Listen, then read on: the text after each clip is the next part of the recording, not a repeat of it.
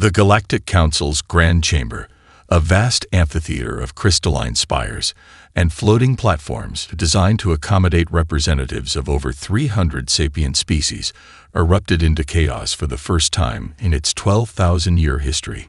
Admiral Cathex of the Containment Fleet watched through all four of his eyes as the supposedly unflappable Quillary Ambassador fainted, her crystalline form shattering into 1,000 glittering shards as she hit the floor.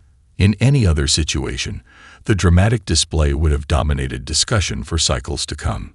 Today, no one even noticed. Impossible. The word echoed from a dozen translation devices as various council members voiced the same denial in their native tongues. On the central holographic display, the evidence continued to play with merciless clarity. Human vessels, dozens of them, appearing simultaneously at major trading hubs across 3 spiral arms of the galaxy. Cathex's upper hands clenched his ceremonial staff, while his lower ones called up detailed sensor readings on his personal console. The humans weren't using any known form of faster-than-light travel. No hyperdrive signatures, no quantum tunneling traces, no fold space distortions. They were simply arriving, as if space itself had agreed to ignore its own rules for them. Order.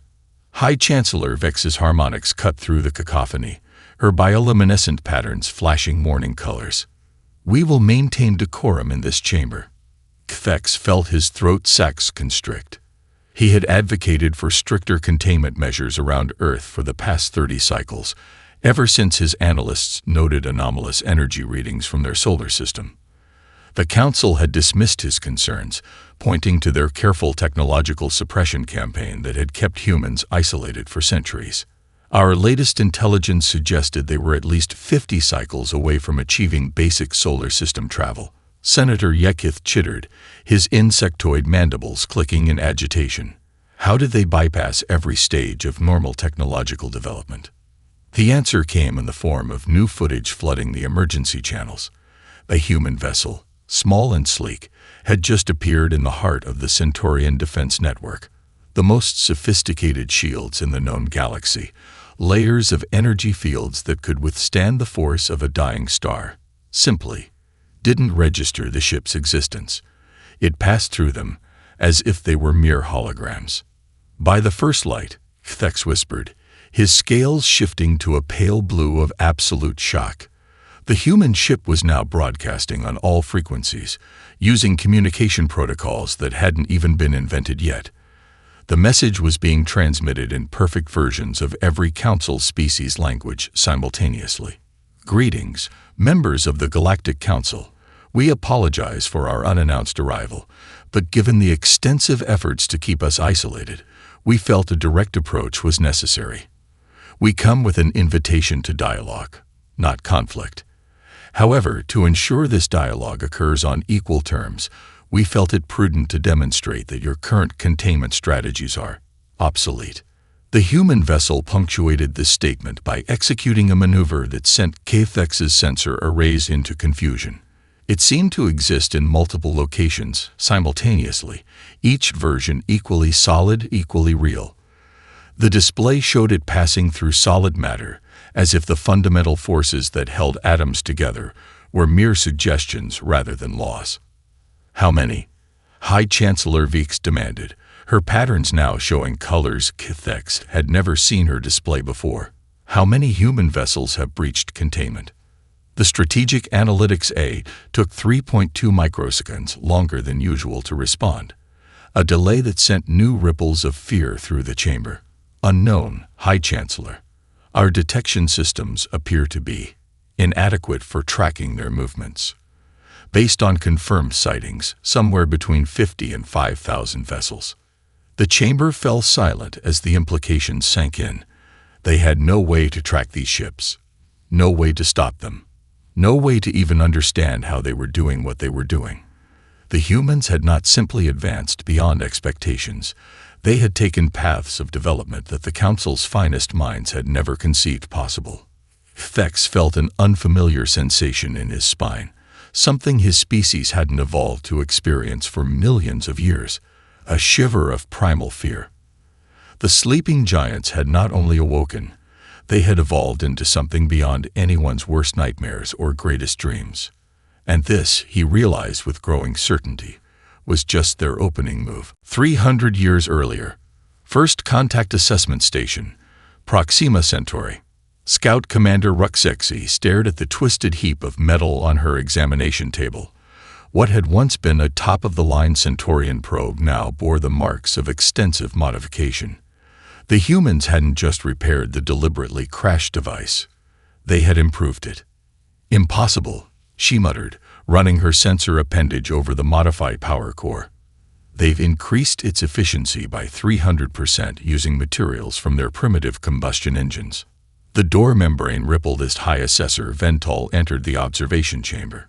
His ceremonial robes, woven from thought-sensitive fibers that displayed the wearer's mental state, swirled with patterns of deep concern. "Your report crossed my desk," he said, moving to examine the probe. "Surely there must be some mistake. A pre-spaceflight species couldn't possibly." "They did," Ruxexi interrupted, her scales flushing violet with excitement. "And that's not all. Look at this." She activated a holoscreen, showing footage from their lunar observation post. A crude human satellite tumbled through space, but its internal components told a different story. They've taken principles from 6 different crashed probes and combined them in ways our engineers never considered. They're not just copying our technology, they're innovating. Ventol's robes shifted to a deep crimson of alarm. How long until they achieve spaceflight? At their current rate of advancement, 20 years, maybe less. The High Assessor turned all 3 eye stalks toward the distant blue marble of Earth. "We've never encountered a species with this rate of technological adaptation. The Council must be informed immediately." Present day, Galactic Council Archives, Restricted Section. Admiral Kithex's security clearance barely got him through the quantum lock doors of the archive's deepest vault. His scales itched as he pulled up the classified files from Earth's first assessment. The timestamp made his throat sacs constrict. 300 years of carefully orchestrated deception, all unraveled in a single day. The holographic record sprang to life around him. He watched as the council of that era debated humanity's fate. The decision had been nearly unanimous. Earth must be contained. The risks were too great. Implementation of Project Barrier begins today. A younger Ventol announced in the recording. Phase 1. Strategic Technological Suppression. We'll arrange for their scientists to discover mathematical proofs showing faster than light travel is impossible. Phase 2. Cultural Manipulation. Our agents will promote scientific dead ends and discourage collaborative research. Phase 3. Targeted Technological Failures. Any breakthrough devices will experience mysterious malfunctions. Thex fast-forwarded through decades of reports. Each one showed the same pattern. Human discoveries subtly derailed, promising research paths quietly discredited, breakthrough technologies mysteriously failing. The Council had congratulated themselves on their success, watching as humans turned away from certain avenues of physics and engineering. Or so they thought. A new file caught his attention. A dissenting opinion from Scout Commander Ruxexi, filed just before her mysterious disappearance.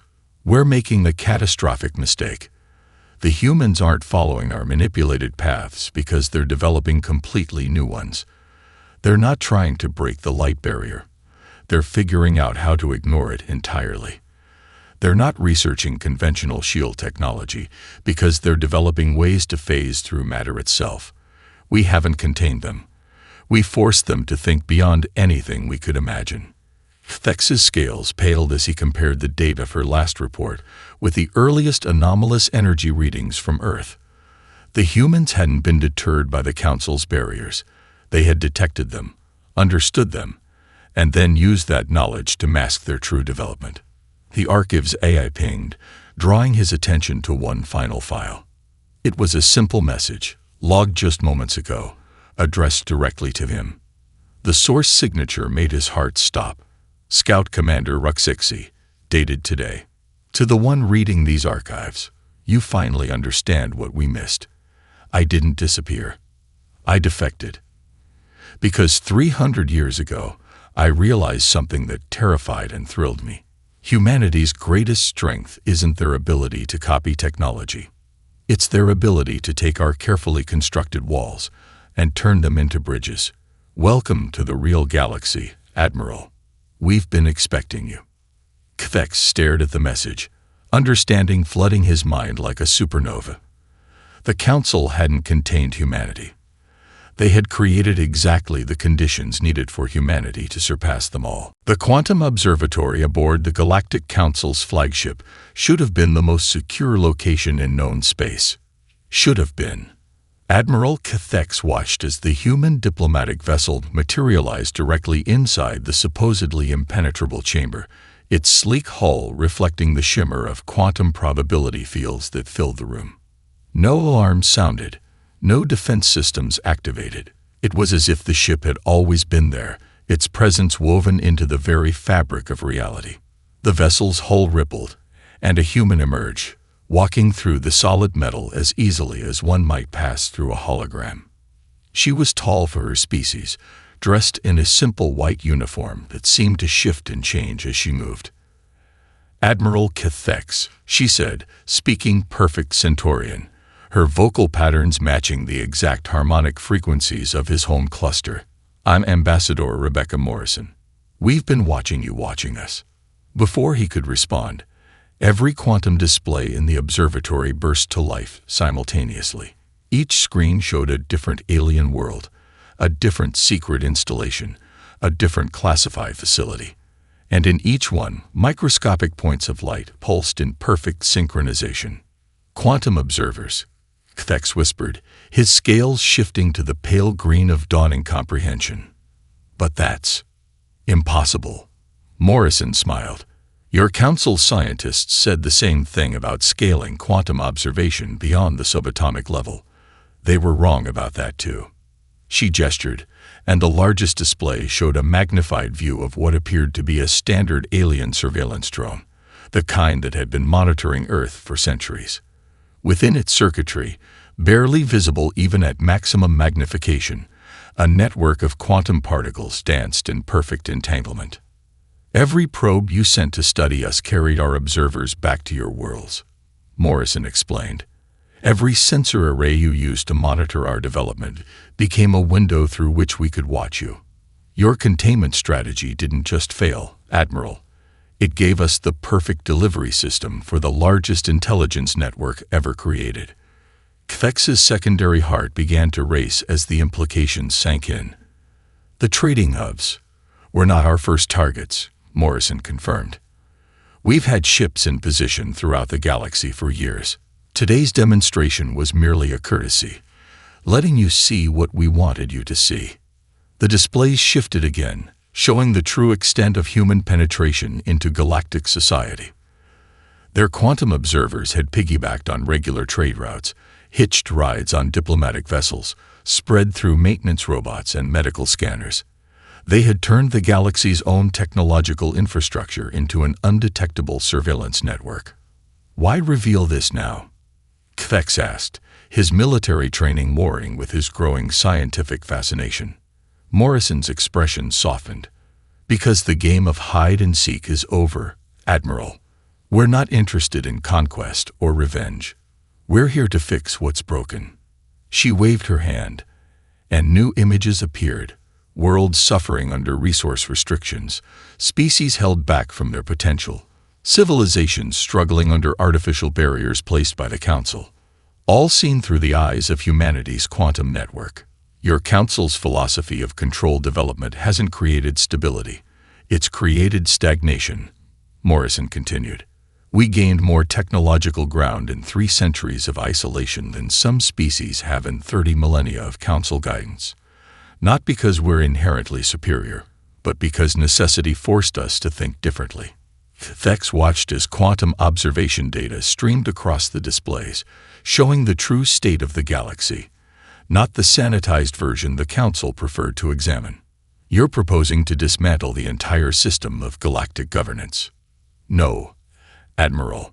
Morrison's smile returned. We're proposing to wake up the other sleeping giants.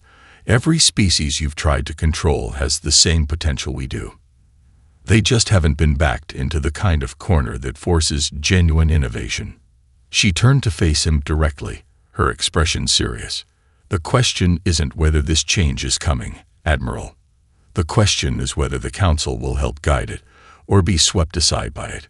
Because while we're revealing this network to you now, there are others we haven't shown you.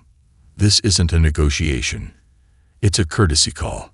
The revolution in galactic thinking has already begun." In the quantum fields around them, countless points of light continued their synchronized dance, each one a witness to humanity's patient, masterful game of multidimensional chess, a game they had won before their opponents even knew they were playing. Dr. Amanda Blackwood stood in her private lab beneath the Rocky Mountains, watching holographic representations of her quantum observers dance across 20 worlds simultaneously. The display showed the aftermath of humanity's revelation, each alien society reacting differently to the knowledge that they'd been thoroughly outmaneuvered. "Play it again," she said to the lab's eye. "The moment we discovered their containment protocol." The air shimmered, and she was back in that crucial moment 15 years ago. Her younger self hunched over a quantum probability scanner, dark circles under her eyes from weeks without proper sleep. The device wasn't supposed to work.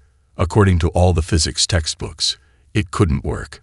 But something had been nagging at her mathematical models, equations that suggested reality wasn't quite as rigid as everyone believed. The scanner hummed to life, and for the first time, humanity saw the invisible cage that had been built around them. Subtle quantum manipulations in the upper atmosphere, carefully designed to nudge human development away from certain technological paths. A containment field so elegant that it had gone undetected for centuries. The hologram showed her younger self's reaction, not anger, but laughter. "They think they're containing us," she had said to her empty lab. "They're just showing us exactly where to look." The memory faded, replaced by the cascade of events that followed. Secret meetings with government leaders, classified briefings with scientists from every major field. The moment when humanity realized they weren't alone in the universe wasn't marked by panic or fear, but by a collective understanding. They had been handed a roadmap to capabilities their would-be wardens never imagined. "Display the breakthrough timeline," Amanda commanded. Dates and discoveries filled the air around her. 2249. Discovery of quantum manipulation field leads to development of observer particles. 2250. First successful phase shift experiment using principles learned from containment field. 2251. Development of quantum entanglement communication network begins. 2253. First human vessel achieves localized reality manipulation. 2255. Global unification of scientific resources under Project Awakening. 2258. Quantum Observer Network achieves full galactic coverage. 2260. Phase shift drive perfected, allowing matter to ignore conventional physics. "We did more in 15 years than they expected us to do in 15 centuries, Amanda mused, studying the timeline. The irony wasn't lost on her. Every attempt to suppress human development had instead revealed new possibilities. The aliens' containment field had been based on manipulating quantum states to influence probability. They never considered that humans would learn to do the same thing, but better. Her comm unit chimed. "Dr. Blackwood." Ambassador Morrison's voice carried a note of amusement. "You should see the data coming in from the Centaurian archives. Their scientists are having collective nervous breakdowns trying to understand how we've achieved quantum manipulation at a macro scale." Amanda smiled, remembering her own breakthrough moment. "Did you show them the phase shift equations yet?" "No, we're saving those for the formal presentation. Though I doubt they'll believe we derived them from studying their containment field. They still think we somehow stole their technology." "Let them think that for now," Amanda replied, watching new data stream in from her observer network. "They're not ready to accept that their careful suppression gave us exactly what we needed, a reason to question everything they took for granted." She pulled up another hologram, this one showing the original containment field specifications, Such elegant mathematics, such precise manipulation of quantum states, all designed to keep humanity from looking too deeply into certain scientific principles. But they had never considered that humans would see the manipulation itself as a technology to be understood and improved upon. Update from the Diplomatic Corps, her eye announced. The Arcturian Science Council is requesting an immediate conference. They're claiming our technology violates 17 laws of physics. Amanda laughed, the sound echoing through her underground sanctuary. Tell them that's exactly the point. We stopped trying to follow the laws of physics and started learning how to negotiate with them instead. She turned back to her primary display, watching as humanity's quantum observers continued their silent vigil across the galaxy. Soon, very soon, other species would begin to understand. The barriers meant to contain them had become the seeds of their liberation. Humanity hadn't just escaped their cage. They had learned to build wings from its bars. The Arcturian defense fleet moved like a swarm of angry insects, 5,000 warships strong, their weapons primed and shields at maximum power. Grand Admiral Zexnar stood on his flagship's command deck, watching as his armada approached the single human vessel that dared to enter their home system. "This ends now," he broadcast on all frequencies. "Your quantum tricks won't save you from raw firepower." The human ship, a sleek construct barely the size of a light cruiser, hung motionless against the backdrop of Arcturus's blazing surface. Its response came in the form of a human captain appearing as a hologram on Zexnar's bridge, her uniform bearing the simple insignia of Earth's United Fleet. "This is Captain Jennifer Hayes of the ESS Prometheus. Your battle group is about to become part of a necessary demonstration. Please don't be alarmed. No harm will come to your crews." Zexnar's facial tentacles writhed in fury. "Open fire. All ships, full barrage." 5,000 ships fired simultaneously, enough firepower to crack a small moon. Energy beams, plasma torpedoes, and quantum-tipped missiles converged on the Prometheus from every angle. The human vessel didn't attempt to evade. It didn't need to. Every weapon passed through the ship as if it were a ghost, continuing through to empty space. The Prometheus hadn't activated shields or defensive systems. It had simply chosen to exist in a slightly different phase of reality than the incoming fire. "Impossible," Zexnar whispered, all 6 of his hearts pounding. "Target their phase variants. Adjust weapons accordingly." Before his fleet could fire again, the Prometheus shifted. Zexnar's sensors showed it existing in 500 locations simultaneously, each version equally solid, equally real. His targeting computers went into cascading failure, unable to process a ship that violated basic laws of singular existence. "As we were saying," Captain Hayes continued, her hologram now showing a slight smile, "this demonstration is necessary because several council species still believe conventional military force can contain humanity. We're here to correct that misconception." The Prometheus's next move defied comprehension. It passed through the flagship's hull as if the meter-thick quantum-hardened armor were no more substantial than fog. It emerged into open space, trailing behind it every weapon core from every ship in the Arcturian fleet. 5,000 warships, disarmed in less than 3 seconds, without a single shot fired. How? Zexnar's question trailed off as he watched his fleet's most devastating weapons clustering into a spherical formation at the Prometheus's command. "We call it quantum phase manipulation," Hayes explained. "Your containment field taught us that reality is more negotiable than you believed. We simply learned to extend that principle to macroscopic objects." The sphere of captured weapons began to glow, and Zexnar's sensors registered an impossible energy buildup. The human ship was somehow combining the power cores into a single massive reaction. "Don't worry," Hayes assured him. "We're not going to detonate them. That would be crude. Instead, watch carefully. This is something your scientists said couldn't be done." The energy sphere collapsed in on itself, shrinking until it vanished completely.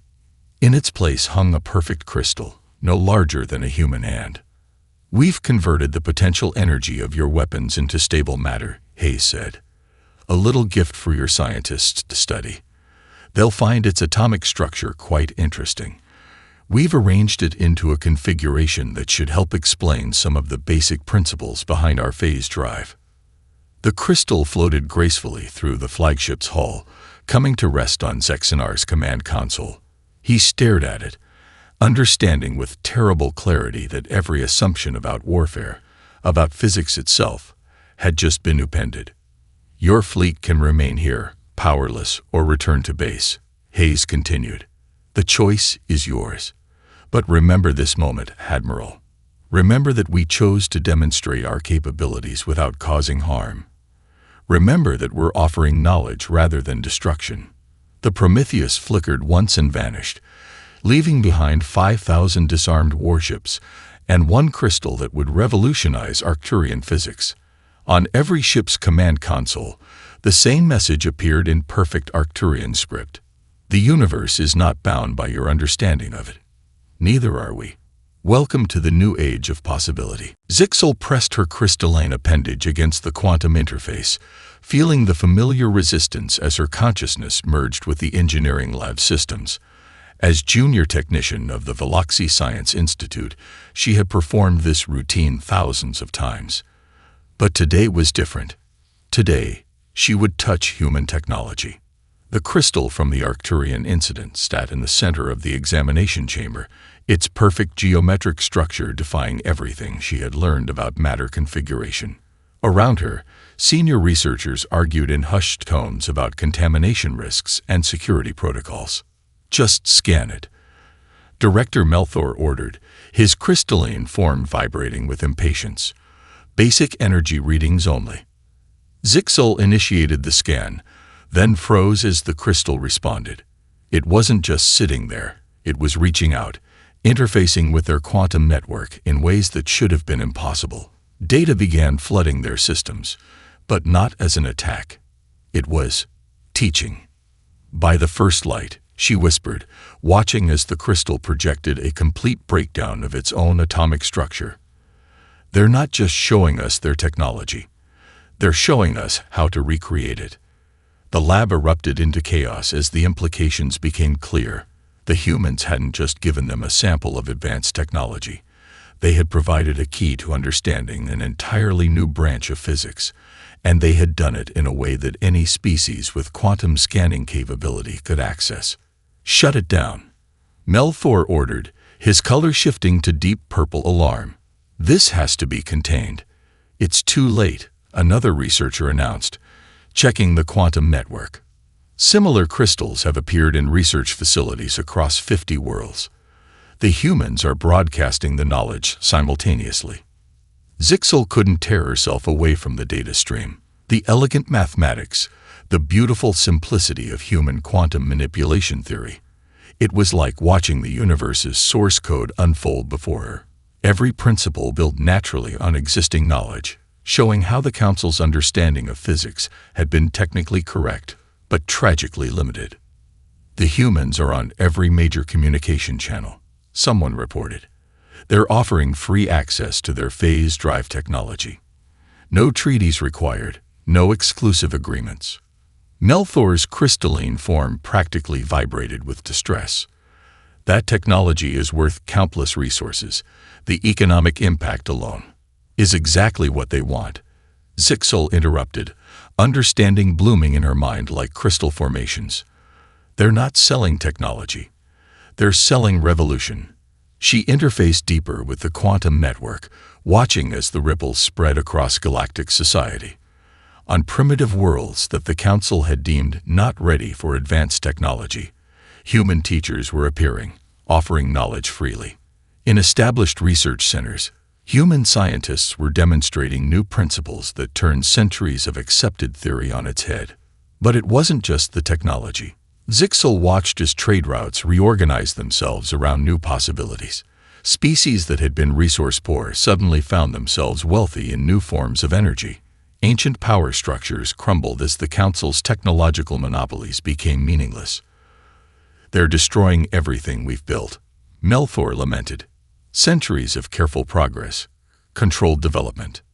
No, Zixel countered, her young voice carrying newfound confidence.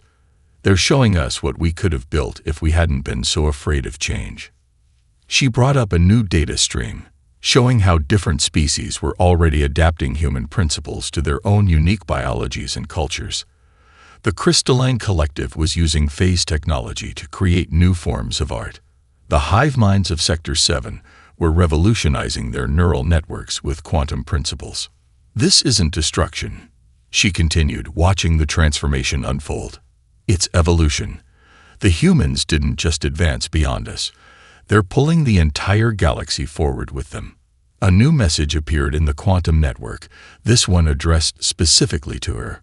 An invitation to join a mixed-species research team, humans and aliens working together to explore the possibilities they had only begun to understand.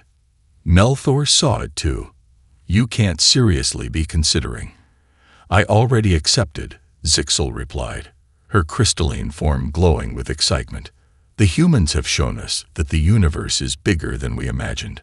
I want to see just how big it really is. Around her, across 50,000 worlds, countless others were making the same choice. The humans hadn't just awakened from their own containment. They had woken up the entire galaxy to its own potential. The Grand Chamber of the Galactic Council had never felt smaller. Admiral Cathex watched as the emergency session descended into barely controlled chaos, with representatives from 300 species shouting over each other in a cacophony of translated demands and accusations. Order.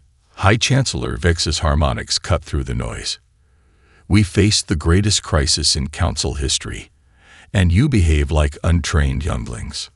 Ambassador Morrison stood calmly in the center of the chamber, her white uniform somehow managing to reflect every species' visible spectrum in a way that made her impossible to ignore. Behind her, a holographic display showed the spreading wave of human influence, countless points of light representing freely shared technology, open research centers, and mixed-species collaboration teams. This isn't a crisis, Morrison said, her voice carrying effortlessly through the chamber. It's an opportunity. But first, you need to understand what you've actually been containing all these centuries. She gestured, and the hologram shifted to show Earth, but not as the Council knew it. Layer after layer of hidden development appeared. Underground cities dedicated to pure research, orbital facilities masked by quantum fields, entire wings of science that had evolved in directions the Council never imagined possible. You thought you were containing a dangerous species, Morrison continued. But what you really contained was a question. What happens when you force a civilization to think its way out of every box you put it in? The Quilleri ambassador's crystalline form vibrated with rage. You've destabilized the entire galactic economy. Centuries of careful resource management, technology controls, artificial scarcity, Morrison interrupted. Engineered dependence. A system designed to make advanced civilizations need your approval and developing ones remain forever in your debt. We're not destabilizing the galaxy. We're liberating it from economic chains you forged so gradually that most species never noticed them. New data streamed across the displays. Worlds that had been deemed resource-poor, now flourishing with human phase technology. Species previously thought incompatible working together in research teams. Ancient conflicts dissolving as scarcity-based tensions evaporated. Impossible, the Arcturian representative chittered. These changes should take centuries to implement. Only if you follow your rules of development, Morrison replied.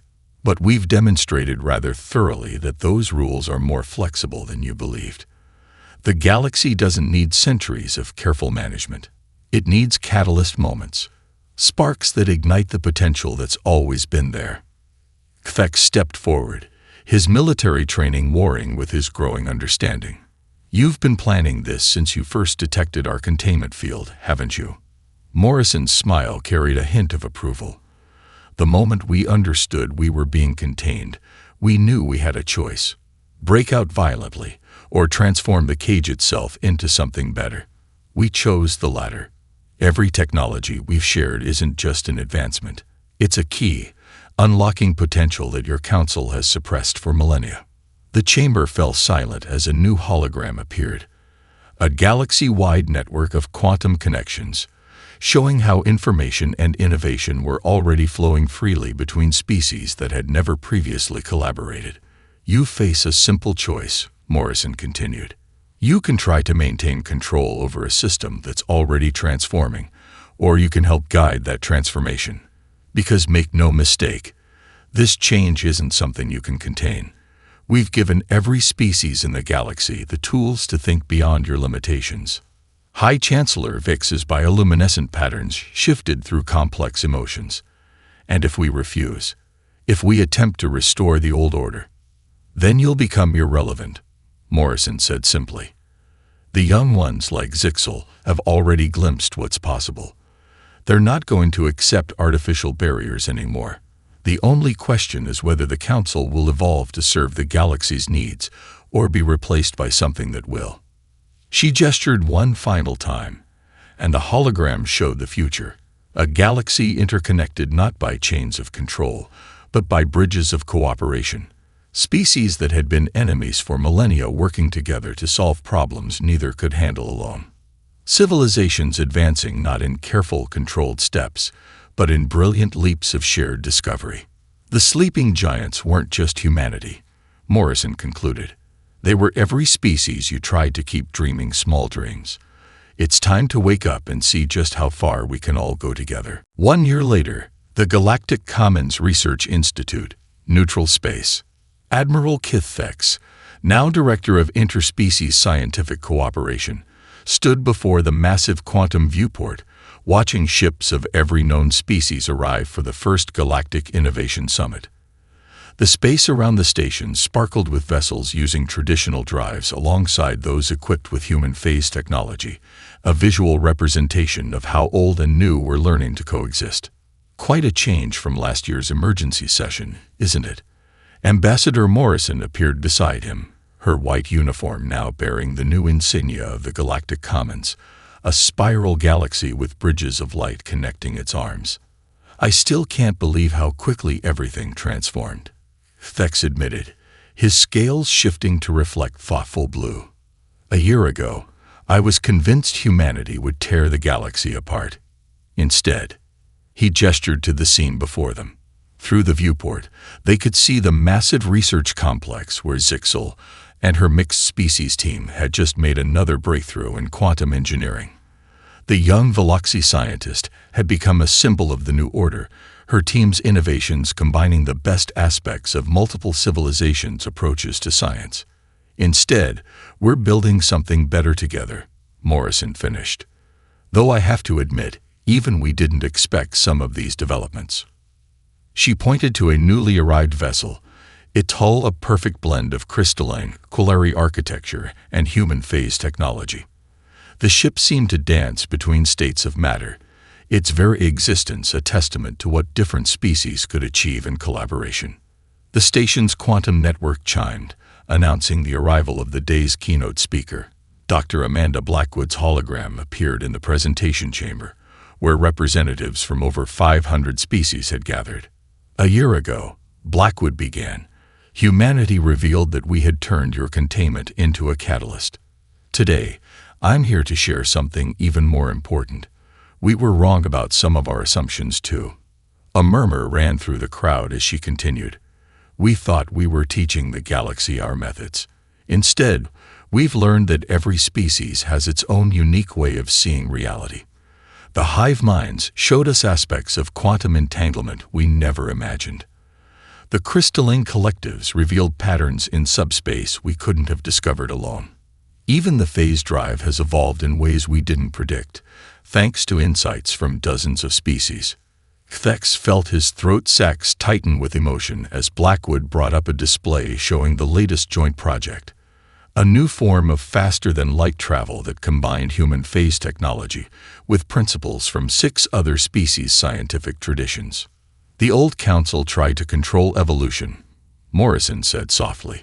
The commons exists to nurture it.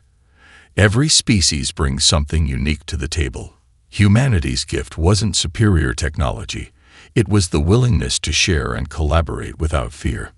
Through the viewport, a new ship emerged from phase space, the prototype vessel jointly developed by the Commons Mixed Species Engineering Team.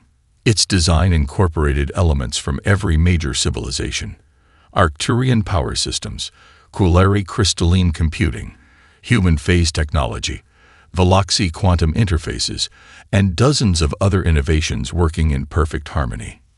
"We're receiving the test flight data," and Aid announced. "The new drive system is showing efficiency ratings that shouldn't be possible." Fex laughed, a sound that would have been unthinkable from a military officer a year ago. Impossible. That word has lost quite a bit of meaning lately, hasn't it?